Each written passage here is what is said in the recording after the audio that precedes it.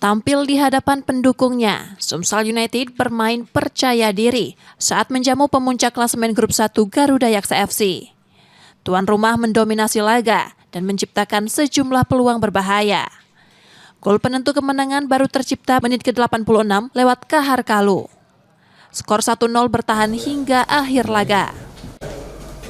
Kemenangan malam ini saya berarti kita tetap di papan atas ya, papan atas tetap kita bersaing untuk ke Liga 1 itu aja.